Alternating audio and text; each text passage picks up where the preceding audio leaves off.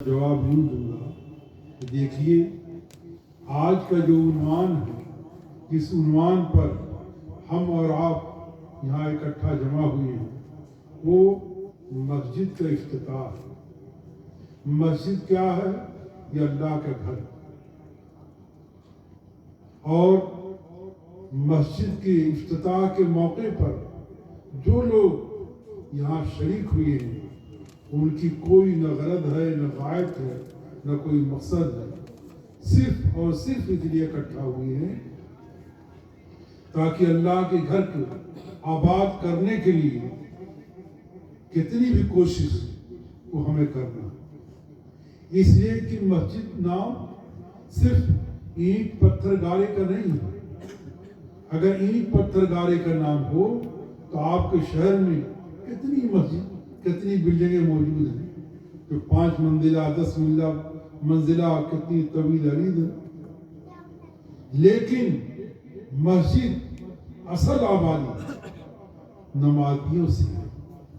اگر محلے کے لوگ نماز پڑھ رہے ہیں، پنجگانہ نماز پڑھ رہے ہیں، اپنی مرضی کے مطابق نہیں، مرضی کے مطابق مطلب یہ ہوا کہ ظہر عصر مغرب کو پڑھ لیا، عشاء میں سو گئے، فجر میں غائب، یہ نماز نہیں۔ قرآن شریف میں ارشاد ہے، یا ایھا الذین آمنوا ادخلوا فی السلم کافہ ولا تتبعوا خطوات الشیطان انہ لکم عدو مبین۔ اے ایمان والو، اسلام کے اندر پورے طور پر داخل ہو، کچھ چھوڑنا، کچھ پکڑنا، کچھ کرنا، کچھ نہ کرنا، یہ کام نہیں، بلکہ پورے طور پر داخل ہونا، یہ اسلام کی علامت ہے، یہ مومن کی پہچان ہے۔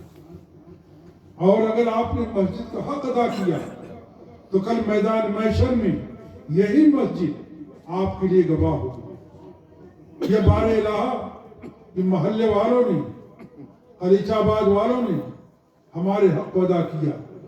اب میں یہ نہیں دیکھنا چاہتی کہ محلے کا کوئی آدمی کسی مصیبت میں مبتلا ہو کر جہنم رسید۔ یہ سفارش کرے گی مسجد، یہ اللہ تبارک تعالیٰ اسے قوت گویائی عطا کریں گے۔ ایک ایک فرد کے بارے میں یہ مسجد گواہی دے گی، لیکن کب گواہی دے گی؟ اس وقت گواہی دے گی جب آپ مسجد کا حق ادا کر کے دنیا سے جائیں گے۔ اور اگر خدا نہ خواستہ آپ نے اپنی منمانی کیا، مسجد کا حق ادا نہیں کیا، تو کل میدان محشر میں آپ کے خلاف یہی مسجد گواہی دے گی کہ بار الہ تعمیر تو کرا دیا لیکن آبادی سے معروم رکھا۔ تب آپ غور کر لیں، سارے لوگ، چاہے مردہ پردہ نشین مائیں اور بہنیں ہوں، چاہے بیٹھے ہوئے نوجوان ہوں، چاہے بوڑھے ہوں، سارے لوگ غور کر لیں کہ جس کی سفارش یہ مسجد کر دے گی، اللہ کے گھر کرے گا، اس کو دنیا کی کوئی طاقت ٹال نہیں سکتی۔ اور جس کی تائید، جس کی سفارش، جس کی تصدیق یہ مسجد کر دے گی، اللہ کے گھر کر دے گا، دنیا کی کوئی طاقت اسے جہنم رسید نہیں کرے گا۔ برادران عزیز، آپ بظاہر محسوس کرتے ہیں کہ خلیل آباد کی ایک چھوٹی سی مسجد ہے، آپ کو پتا ہے اس کی نسبت کتنی بڑی ہے؟ روئے زمین پر جہاں کہیں بھی جو بھی مسجد ہو، یہاں تک کہ چھپر کی مسجد ہو، کچی مٹی کی مسجد ہو، پلاسٹر نہ ہو، عظیم شان نہ ہو، ساری مسجدوں کا تعلق اللہ کے روئے زمین پر جو پہلی مسجد بنائی گئی بیت اللہ شریف، سب اس کا تعلق، چنانچہ یہی وجہ ہے جب قیامت آئے گی کہ سب سے پہلے اللہ تبارک تعالیٰ مسجدوں کو ساری مسجدیں سیمنٹ کے ایک جگہ ہو جائیں گی، سب کو اللہ تبارک تعالیٰ اٹھا لے گا۔ کوئی مسجد نہ خط و خاشاک میں، نہ یہ دریا سمندر میں، نہ ہواؤں میں، نہ اور فضاؤں میں، نہ اڑے گی، نہ بہے گی، نہ خط و خاشاک ہوگی، کچھ نہیں۔ اپنے مقدس مقام کو، اپنے مقدس گھر کو اللہ تبارک تعالیٰ سب سے پہلے اٹھا لے گا۔ اس کے بعد قیامت آئے گی، دنیا فنا ہو جائے گی، ریدہ ریدہ ہو جائے گی، کائنات کی کوئی چیز باقی نہیں رہی، یہاں تک کہ بڑے بڑے پہاڑ، دریا، سمندر، سب کو کہیں پتہ نہیں چلے گا۔ ایک دم چکیل میدان، جب دنیا نہیں تھی، جو کیفیت تھی اسی کیفیت پر میدان محشر میں یہ ساری دنیا ہو جائے گی۔ سوچیے، اور اس بعد جب حساب کتاب ہوگا کہ قلیچہ آباد کی مسجد میں کتنے لوگوں نے حصہ لیا، کس نیت سے حصہ لیا، کس کام کے لیے حصہ لیا، دکھانے کے لیے یا اللہ کے گھر کی تعمیر کے لیے یا اپنی اصلاح کے لیے یا اس لیے حصہ لیا ہے تاکہ محلے کے سارے لوگ اطمینان سکون کے ساتھ نماز پڑھ سکیں۔ گرمی کے زمانے میں پنکھا لگا دیا اور جاڑے کے زمانے میں گرم پانی کا انتظام کر دیا، نمازیوں کی سہولت کے لیے یہ سارا کام کر دیا۔ جانتے ہیں ایک دو نہیں 4 گواہ موجود ہوں گے جو گواہی دیں گے کہ خلیج آباد کی مسجد میں کن لوگوں نے کس نیت سے کتنے اخلاص کے ساتھ تعاون کیا۔ ایک دو گواہ نہیں، 4 گواہ۔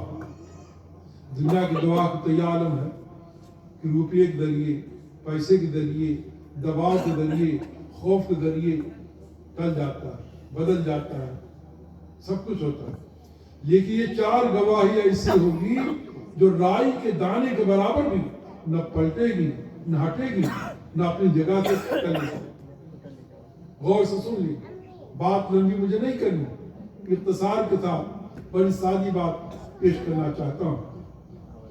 4 گواہ کون ہیں جو یہ بتائیں گے کہ خلیج آباد کی مسجد میں کن لوگوں نے کس نیت سے حصہ لیا ہے، یا کون لوگ ایسے بھی رہے ہیں جو طاقت، استطاعت، قوت، مال، دولت سب کچھ ہونے کے باوجود بربنائے مخالفت انہوں نے مسجد میں حصہ لینا پسند نہیں کی، نہیں حصہ لیا۔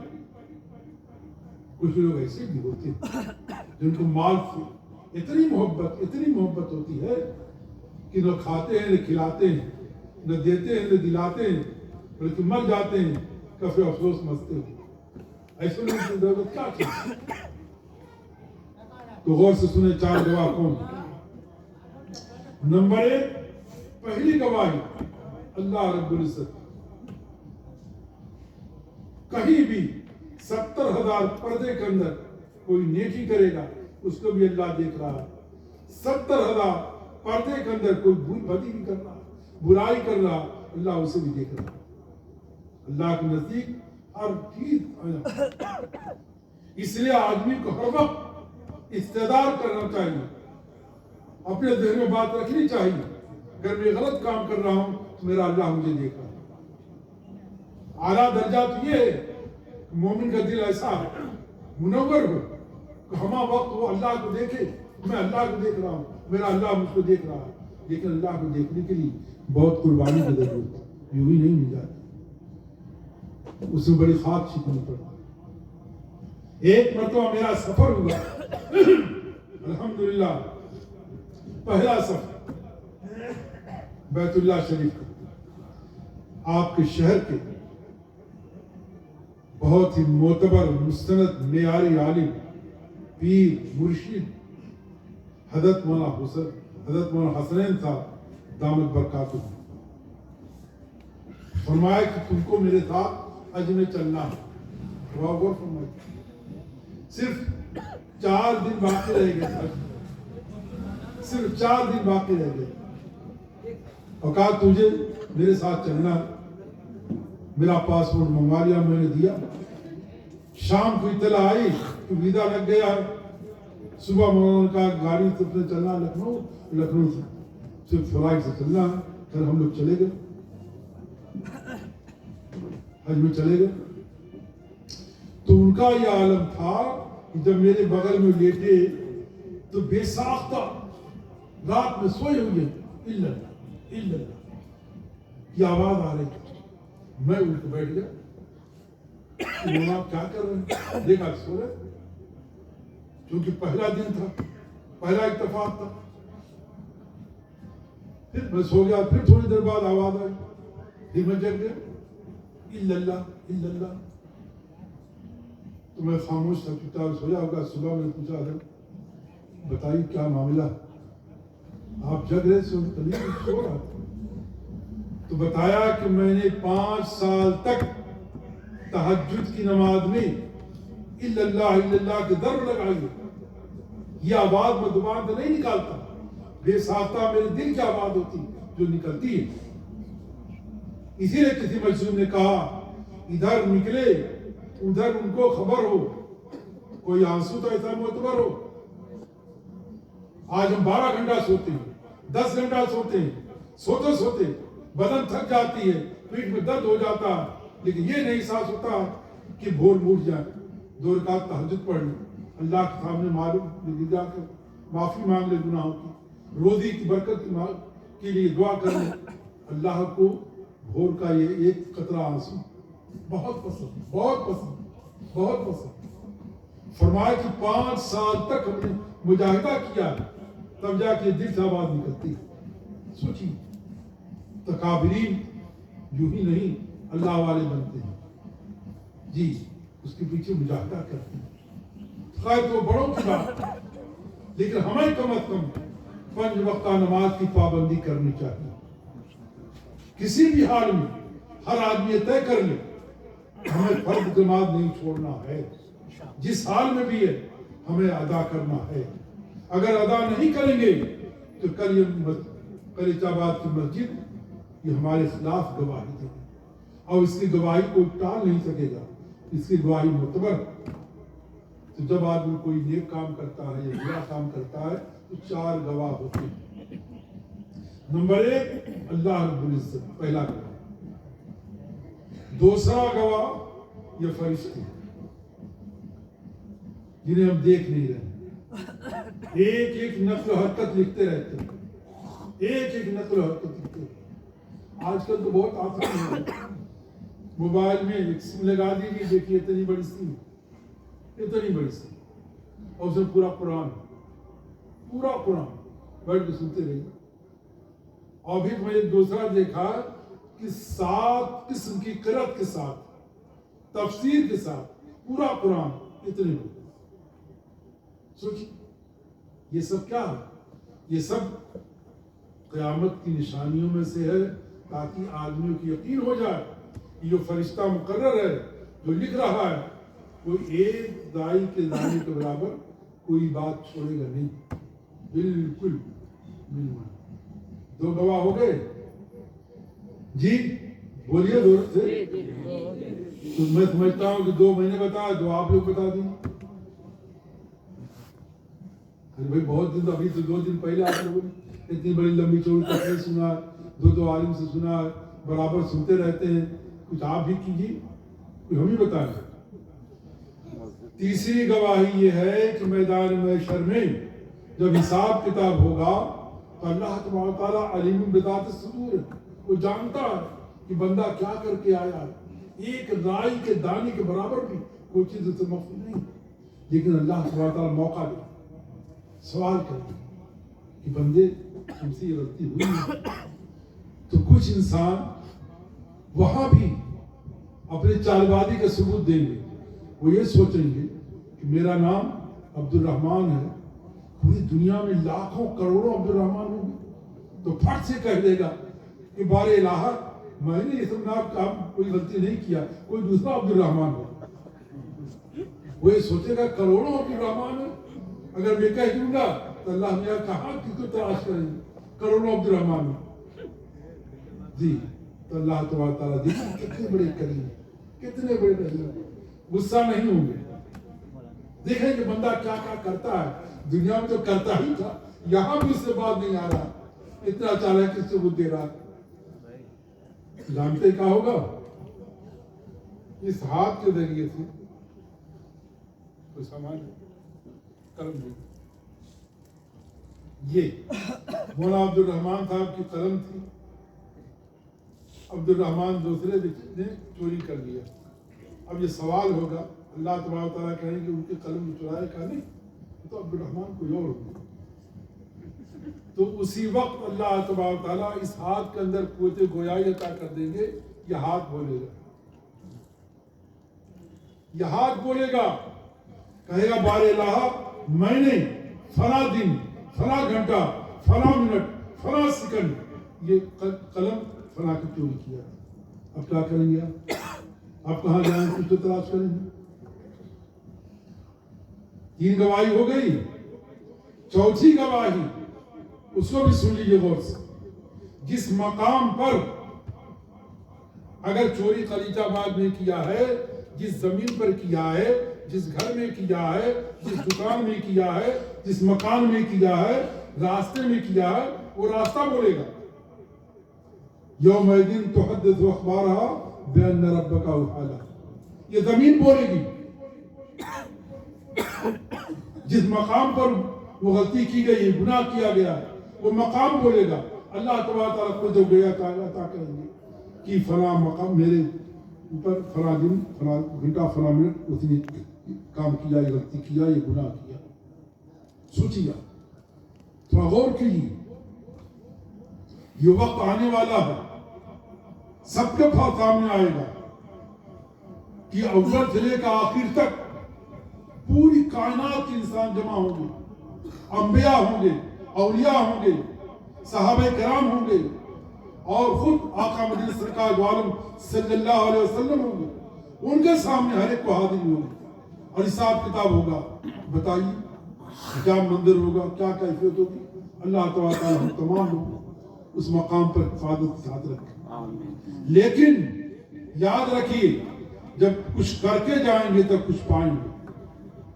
اگر کر کے نہیں جائیں گے تو پھر یہ وعدہ, اطمینان رکھنا, مطمئن ہو جانا, یہ کہنا کہ اللہ کریم ہے. نہیں, اللہ کریم وہی ہے. اللہ کے کرم کا تو یہ عالم ہے کہ محبت کے 100 درجے. کتنے؟ 100 درجے.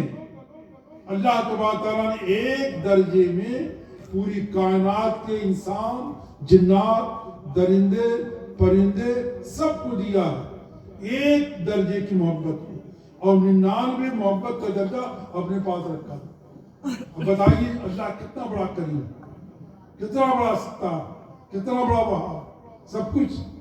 لیکن یہ امید اس وقت رکھیے جب اللہ کا حکم پورا کر کے جائے.